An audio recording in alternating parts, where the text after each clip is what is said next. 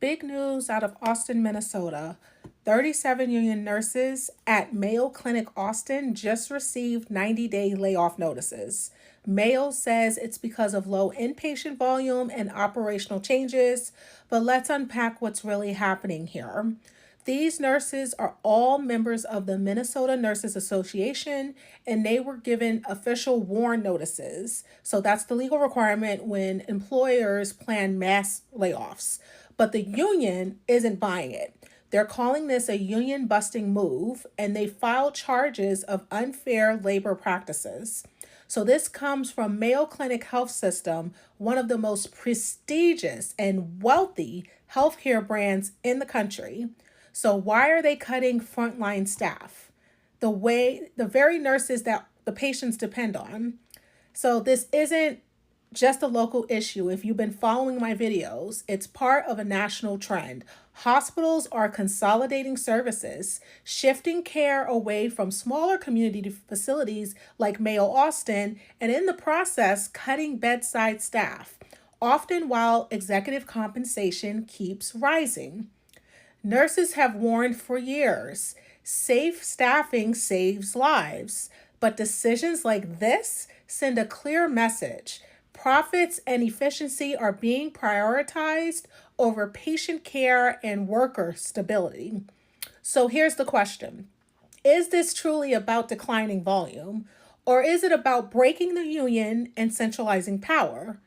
You decide. I just got laid off.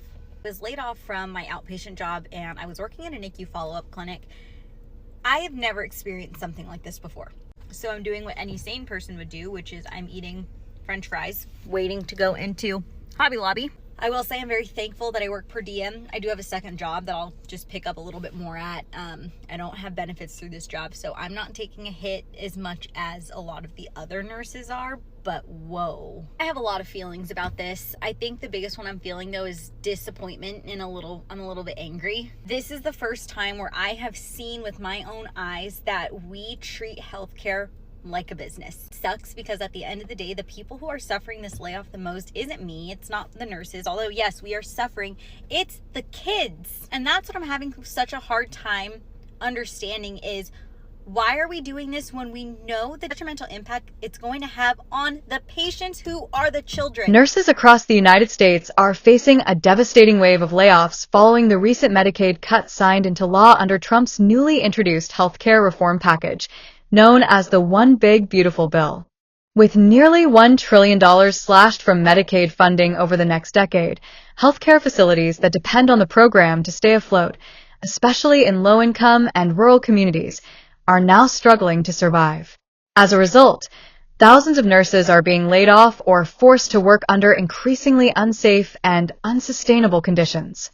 Many of the facilities affected by these cuts include rural hospitals, nursing homes, long-term care centers, and community health clinics, places where Medicaid coverage makes up a significant portion of revenue. Without that funding, hospitals have no choice but to scale back services, shut down departments, or close altogether. This has led to the dismissal of registered nurses, licensed practical nurses, certified nursing assistants, and other critical frontline staff. In some areas, entire units, like maternity wards or mental health wings, have been shut down, leaving both patients and staff stranded. In states like Michigan, Pennsylvania, and Illinois, the effects are already being felt. Several rural hospitals are on the brink of closure, and nursing homes are announcing emergency layoffs. Some facilities are canceling plans to meet federal staffing requirements, such as ensuring 24-hour registered nurse coverage, simply because they can no longer afford it. As one nurse in Illinois shared, "We're being asked to care for more patients with fewer staff and no resources. It's not just our jobs at stake, it's the health of our entire communities." Kaiser Permanente made $13 billion in profit last year, so why are they laying off 42 nurses in Northern California? I received a tip from someone on the inside, and after reviewing internal documents, I can definitely confirm Kaiser is moving forward with layoffs at its San Rafael and Petaluma outpatient clinics. So that includes 8 GI nurses who provided sedation during colonoscopies, procedures that literally save lives. These nurses don't just assist, They monitor your vitals, keep you safe during sedation, and respond if anything goes wrong. Without them, patient safety is at risk. Right now, patients are already waiting weeks for colonoscopy appointments. And if these nurses are let go, that backlog is just only going to get worse. So all this while Kaiser reported a record 12.9 billion with a B profit in just last year and another 2 billion in just the first quarter of 2025.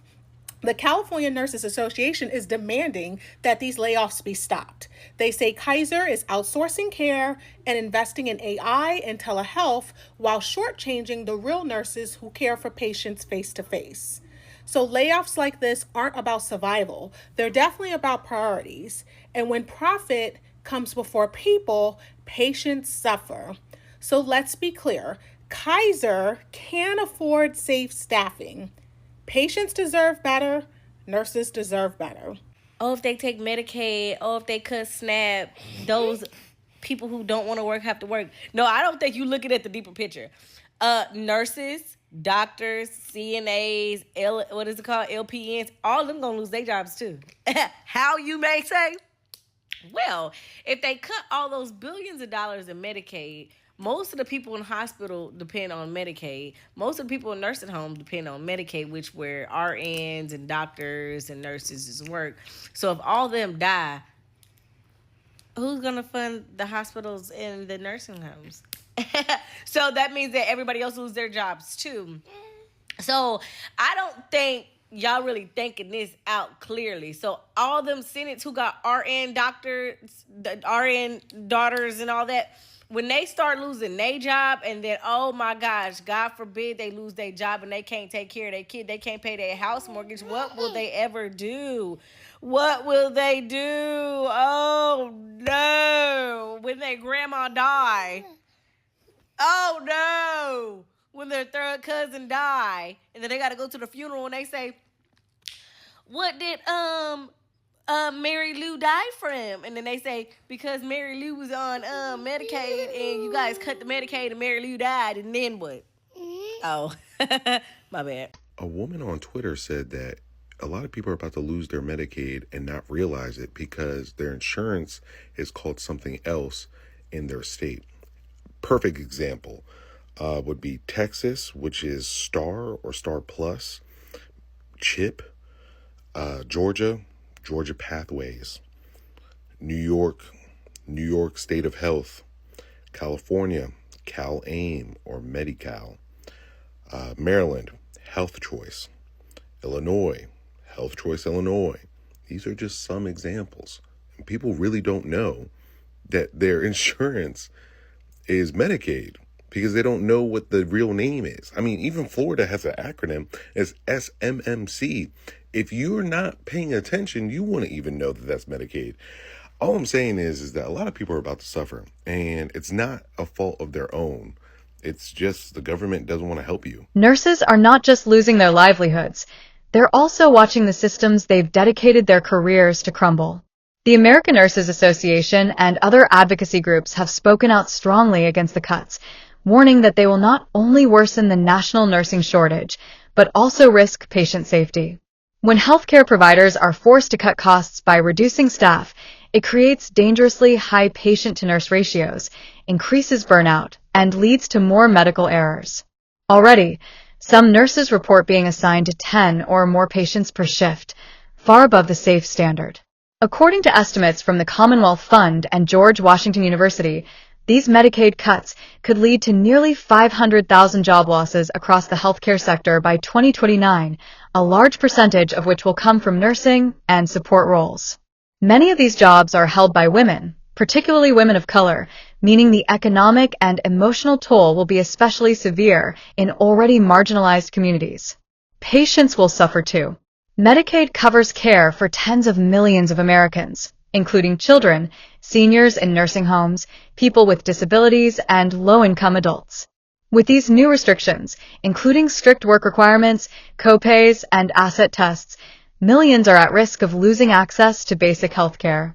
And when patients can't pay, hospitals can't operate, setting off a vicious cycle of financial collapse and job loss. As the full impact of the Medicaid cuts continues to unfold, the nursing profession is at a dangerous crossroads. Layoffs are already underway, morale is plummeting, and healthcare outcomes are deteriorating. This is not just a healthcare crisis, it's a national emergency. Hey you guys, I am literally inside the US Senate right now, but I have to come online and talk about this. Most of the hospitals in Southern California have been on a hiring freeze for months now. However, University of California, San Diego sent out an email to all staff yesterday that they were laying off 230 healthcare workers. They said in the email that this has nothing to do with performance and is entirely because of budget cuts. That's right, you guys. California hospitals are laying off healthcare workers because of the potential budget cuts in the big, beautiful bill that Republicans are trying to shove through Congress right now. We're already feeling it. We are already feeling it. And we are going to continue to feel worse. Reminder, this bill has not passed yet. However, the hospitals are acting preemptively and firing healthcare workers. This is bad. This is bad for you. This is bad for your mama. This is bad for your grandma. This is bad for everyone. This is bad for nurses.